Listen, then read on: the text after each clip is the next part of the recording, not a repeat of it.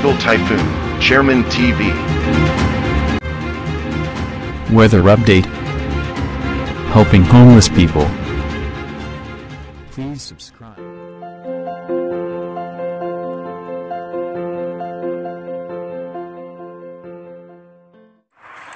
Magandang umaga po. Ito po ang latest update natin para nga po dito sa monitor natin na si Bagyong Leon.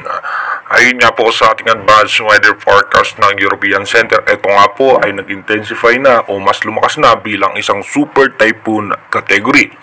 Tinataglay na nga po nito yung 185 km per hour malapit sa gitna at may pagbugso na po yan na abot ng 230 km per hour. Bumilis nga po ito ng bahagya sa 15 km per hour at bahagya nga pong umangat. At ito pa rin ay dadaan pa rin sa coastal water ng Basco, Batanes. Asahan nga natin na mas madadagdagan pa yung storm wind signal dito nga po sa may parte ng Cagayan Valley at ng extreme northern Luzon. Mamaya po yan pag inilabas ng bagong Pag-asa DOST, yung pinakabagong latest update.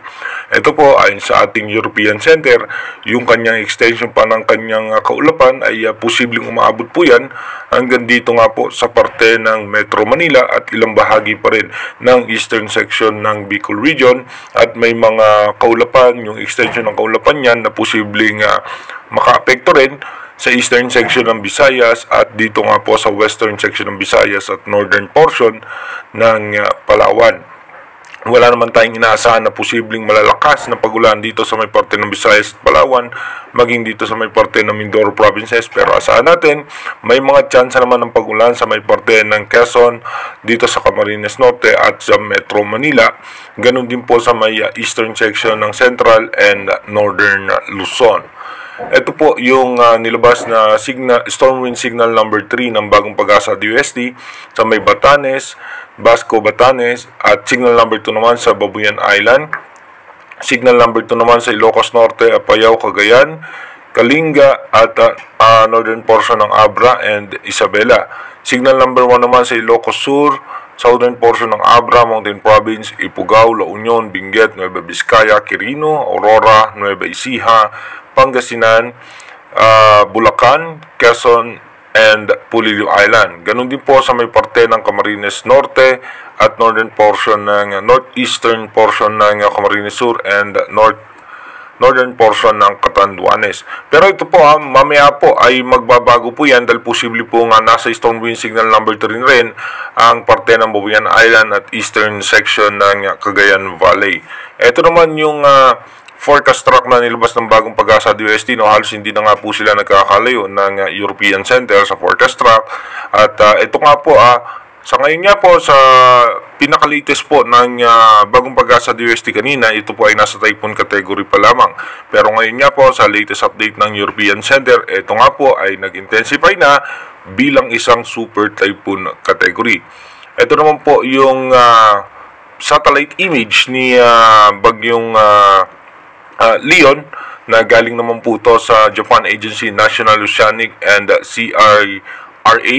Mapapansin nga po natin yung lawak at laki ni Bagyong Leon at yung kanyang kaulapan ay talagang maabot nga po yan hanggang halos masakop na po niya ng halos sa buong Luzon muli at may mga bahagya pa nga pong inaabot dito sa may parte nga po ng Visayas, Mindoro provinces at Palawan. Iba yung pag-iingat at paghahanda lalong-lalo na nga po sa ating mga kababayan dito sa parte ng extreme northern Luzon at eastern section ng northern Luzon dahil mapaminsala nga po at malakas ang pagbugso ng hangin na daladala nga po ni Super Typhoon Leon. Sana po ay nakahanda na po tayo dyan at nakaredy na at yung mga kababayan natin na nakapag-evacuate na lalong-lalo na yung malapit sa mga coastal water dahil mataas po ang storm surge na posibleng dala ni Super Typhoon Leon.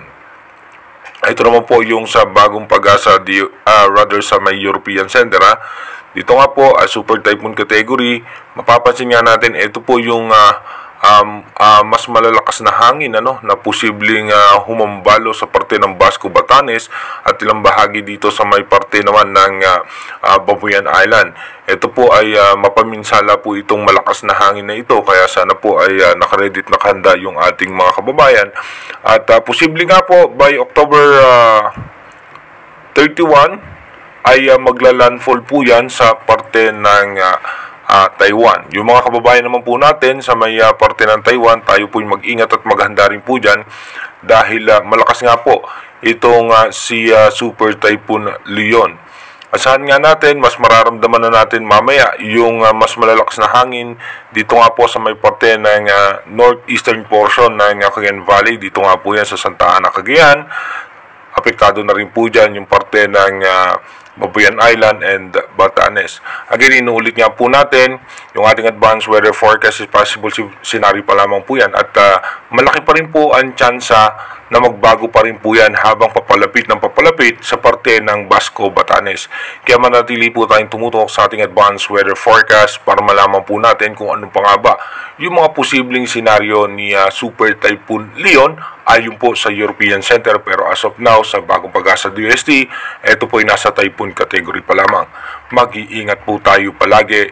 God bless po sa ating lahat.